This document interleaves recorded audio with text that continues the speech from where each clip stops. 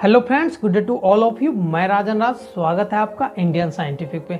दोस्तों, ऑस्कर दुनिया का सबसे पॉपुलर फिल्म अवार्ड है, लेकिन क्या आप जानते हैं ऑस्कर इसका वास्तविक नाम नहीं है। इन्हें ऑफिशियली बुलाया जाता है द एकेडमिक अवार्ड के नाम से, और ये अपने आप में एक मिस्ट्री है कि इसका नाम ऑस्कर कैसे पड़ा। लेकिन इससे भी दिलचस्प कहानी यह है कि इस अवार्ड के कॉन्सेप्ट को बनाया गया था हॉलीवुड की गिरती रिपुटेशन को बचाने के लिए। और देखिए, आज के दिन यह अवार्ड इतना बड़ा हो चुका है कि दुनिया भर के फिल्म मेकर, डायरेक्टर और एक्टर इस अवार्ड को जीतना चाहते हैं, और उनका सबसे बड़ा सपना ऑस्कर को जीतना है। साल के जो ऑस्कर है इंडिया के लिए काफी स्पेशल है, क्योंकि हमें 3 नॉमिनेशन मिले हैं इस बार। पहला RRR का गाना Naatu Naatu best music original song के लिए नॉमिनेटेड, दूसरा all the bridge best documentary feature के लिए नॉमिनेटेड, और तीसरा the elephant whisper best documentary short film के लिए नॉमिनेटेड। यहाँ आप लोग के मन में सवाल जरूर आते होंगे, एग्जैक्टली ये नॉमिनेशन की लिस्ट डिसाइड कैसे होती है, कौन वो लोग हैं जो विनर को चुनते हैं, और क्या इस अवार्ड को जीतने के लिए लॉबिंग करी जा सकती है, कितने अनबाइस्ड हैं ये अवार्ड। आइए आज की इस वीडियो में जानने की कोशिश करते हैं। साल 1929 पहला साल था दोस्तों, जिस साल ऑस्कर पहली बार दिया गया था। इन अवार्ड्स को देने के लिए नई ऑर्गेनाइजेशन की स्थापना करी गई, the academy of motion picture arts and sciences. इस ऑर्गेनाइजेशन को आज के दिन शॉर्ट में द एकेडमी के नाम से जानते हैं, और इसी रीजन से इस अवार्ड का नाम दिया गया द एकेडमी अवार्ड। अब वो जो समय था दोस्तों 1929 वाला, वो एक ऐसा समय था जब हॉलीवुड में एक के बाद एक स्कैंडल देखने को मिल रहे थे। कहीं पे किसी का ड्रग ओवरडोज, कहीं पे किसी की हत्या हो जाती, किसी का मर्डर हो जाता। इसके अलावा जो फिल्म बनाने वाले प्रोडक्शन हाउसेज थे वे लेबर शॉर्टेज के प्रॉब्लम से डील कर रहे थे। उन्हें डर था कि जो फिल्म इंडस्ट्री में काम करने वाले एम्प्लॉयज है वो यूनियनाइज ना कर ले, ज्यादा सैलरी की डिमांड ना कर ले। 1929 वही साल था दोस्तों जिस साल ग्रेट डिप्रेशन भी शुरू हुआ। अमेरिका में स्टॉक मार्केट बड़ी तेजी से नीचे गया, इकोनॉमी क्रैश हुई और अनएम्प्लॉयमेंट बढ़ने लगी। ऐसे समय पर एक प्रोडक्शन कंपनी थी MGM के नाम से। उन्होंने सोचा कि क्यों ना एक एकेडमी बनाई जाए जो फिल्म इंडस्ट्री में काम करने वाले एम्प्लॉयर से नेगोशिएट कर सके। राइटर्स, एक्टर्स, डायरेक्टर्स और उनके कॉर्पोरेशन के बदले में एकेडमी उनको अवार्ड दे। MGM कंपनी के मालिक मायर ने बड़े सम्मान के साथ कहा था, I found that the best way to handle film makers was to hang medal all over them. तो शुरू के जो कुछ अवार्ड्स थे ये सम्मान के तौर पर नहीं दिए गए, बल्कि film maker, directors and actors को बहकाने के लिए दे गए। लेकिन ओवर द ईयर, साल दर साल इनकी पॉपुलैरिटी बढ़ती रही, इन्हें रेस्पेक्ट की नजरों से देखा जाने लगा, एक ऑनर कंसीडर किया जाने लगा अगर यह अवार्ड किसी को मिलता है तो। और साल 1956 पहली बार था जब बेस्ट फॉरेन लैंग्वेज की फिल्म की कैटेगरी इन अवार्ड में शामिल करी गई। कुछ समय तक ये अवार्ड मोस्टली अमेरिकन फिल्मों के लिए दिए जाते थे और इक्का दुक्का यूरोपियन फिल्म बीच में आ जाती थी। 1956 से लेकर आज तक की जो बेस्ट फॉरेन फिल्म की कैटेगरी है सबसे प्रेस्टिजियस कैटेगरी रही है। दुनिया भर के फिल्म मेकर और डायरेक्टर्स के लिए ज्यादातर विनर्स इस कैटेगरी के यूरोपियन देश ही रहे हैं। इटली नंबर 1 पे है। इटालियन फिल्मों ने 14 बार इस अवार्ड को जीता। इंडिया की बात करें तो इंडिया ने अभी तक इस कैटेगरी में अवार्ड अभी तक नहीं जीता, लेकिन हमारी 3 इंडियन फिल्म को नॉमिनेट जरूर किया गया था इस कैटेगरी में। साल 1957 में मदर इंडिया, साल 1988 में सलाम बॉम्बे और 2001 में लगान फिल्म। शायद ये वो समय था जब इस अवार्ड को जीतने के हम सबसे करीब थे। ओवरऑल देखा जाए तो ऑस्कर में 24 अलग अलग कैटेगरी है जिनमें जीता जा सकता है, जैसे कि best picture, best actor and actress, best supporting actor and actress, best documentary, best short documentary और best live action short film तक है। हॉलीवुड फिल्मों के लिए 5 सबसे इम्पोर्टेंट कैटेगरी है, best picture, best director, best actor, best actress और best screenplay. इन पांचों को द बिग 5 कहा जाता है। अगर किसी फिल्मों को इन कैटेगरी में अवार्ड जीतना है तो उन्हें एक एलिजिबिलिटी क्राइटेरिया फुलफिल करनी होगी, और ये एलिजिबिलिटी क्राइटेरिया है कि आपकी फिल्म को कॉमर्शियल थिएटर्स में प्ले किया जाना चाहिए एटलीस्ट 1 हफ्ते के लिए, इनमें से किसी भी जगह में। नंबर 1 लॉस एंजलिस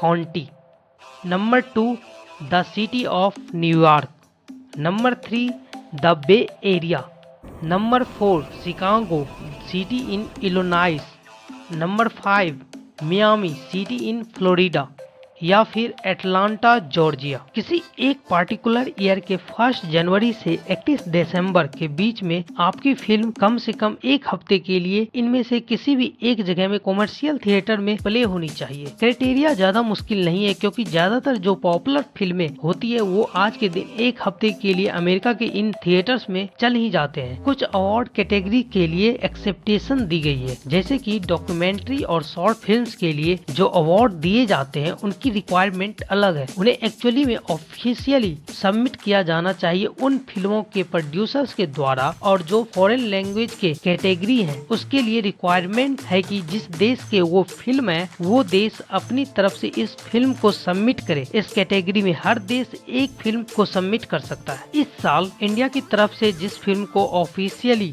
सबमिशन के तौर पर भेजा गया था ऑस्कर के लिए, वो फिल्म है छेलो शो, इंग्लिश में कहा जाए तो द लास्ट फिल्म शो। ये गुजराती ड्रामा फिल्म है। इस फिल्म को एक्चुअली शॉर्ट लिस्टेड भी कर लिया गया था, लेकिन अनफॉर्चुनेटली ये नॉमिनेशन की फाइनल लिस्ट में नहीं पहुंची। यहाँ पे शायद आप कंफ्यूज हो रहे हो ये शॉर्ट लिस्टेड और नॉमिनेशन में फर्क क्या हुआ। ये कंफ्यूजन आपका जायज है, और यह कंफ्यूजन और भी ज्यादा बढ़ जाता है जब आप देखो विवेक अग्निहोत्री जैसे फिल्म डायरेक्टर ट्वीट करते हैं उनकी फिल्म द कश्मीर फाइल्स को भी शॉर्ट लिस्ट किया गया इस साल के ऑस्कर्स के लिए। इस चीज को थोड़ा और गहराई से समझते हैं दोस्तों। असल में बात क्या है कि हर साल ये एकेडमी एक रिमाइंडर लिस्ट जारी करती है उन फिल्मों के नाम लिखते हुए जो सारी फिल्में एलिजिबिलिटी क्राइटेरिया को फुलफिल करती है। इस साल की जो रिमाइंडर लिस्ट है उसमें 301 फिल्में थी। इन 301 फिल्मों में से कई सारी इंडियन फिल्में थी, जैसे कि RRR, कांतारा,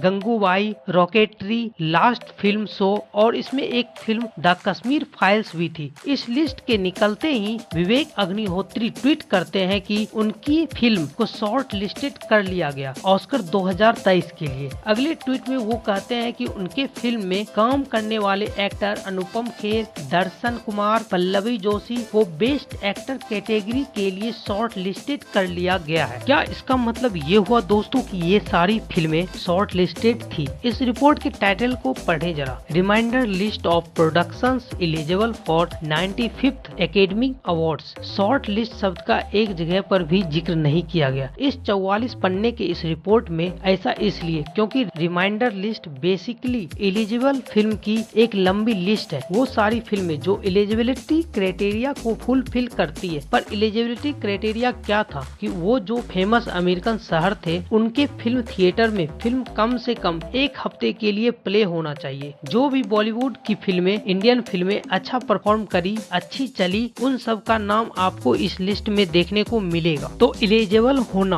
और शॉर्ट लिस्ट होने में एक बहुत बड़ा डिफरेंस है। तो अगर हम यहाँ पे बेस्ट इंटरनेशनल फ्यूचर फिल्म की कैटेगरी को ले, इस कैटेगरी को ऐसे 2020 से रीनेम कर दिया गया। इस कैटेगरी का पूरा नाम था बेस्ट फॉरेन लैंग्वेज फिल्म। इस कैटेगरी में करीब 301 फिल्में हैं जो एलिजिबल है, लेकिन इनमें से जो 15 को शॉर्ट लिस्ट किया गया, ये जो 15 फिल्म शॉर्ट लिस्टेड हुई इस कैटेगरी के लिए, इस कैटेगरी में इंडिया की एक Gujarati film last film show है जो इस साल शॉर्ट लिस्ट हुई। इन शॉर्ट लिस्ट में से 5 फिल्म को नॉमिनेट किया गया और ये 5 विदेशी भाषा की फिल्में हैं। Number 1 Germany, number 2 Argentina, number 3 Polish, number 4 Irish और नंबर 5 पे है बेल्जियम। अब जब अवार्ड सिरोमनी होगी तो ये 5 नॉमिनेटेड फिल्मों का नाम मेंशन किया जाएगा और उनमें से एक विनर निकलेगा। तो समझे अब आप पूरा प्रोसेस, एलिजिबल, फिर शॉर्ट लिस्टेड, फिर नॉमिनेशन और फिर विनर। अब सवाल है इस विनर को चुना कैसे जाता है? वोटिंग के जरिए विनर को चुना जाता है। ऑस्कर अवार्ड में करीब 10,000 लोग वोट करते हैं। कौन है ये लोग? ये बेसिकली इंडस्ट्री प्रोफेशनल है, जैसे कि film director, film actors, writers. इनमें से कई लोग वो हैं पुराने ऑस्कर नॉमिनेशन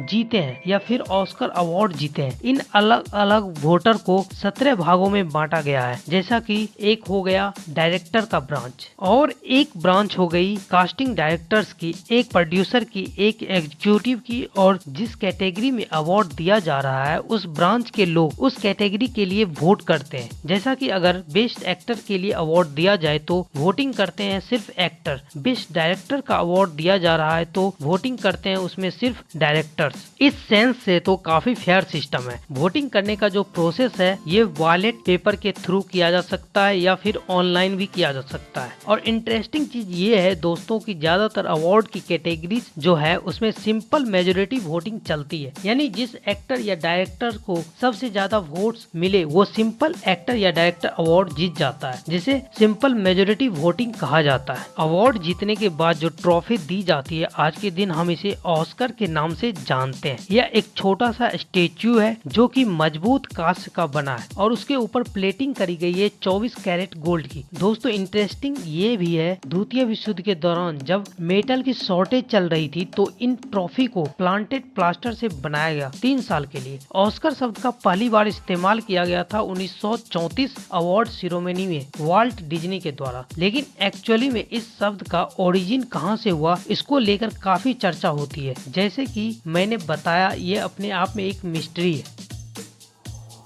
दोस्तों हमारी यह वीडियो आपको कैसी लगी अपनी राय कमेंट बॉक्स में जरूर दें। अगर आप हमारे चैनल पर नए आए हैं तो प्लीज़ सब्सक्राइब करके बेल आइकन को बजाना ना भूलें। दोस्तों हमारी यह वीडियो देखने के लिए धन्यवाद।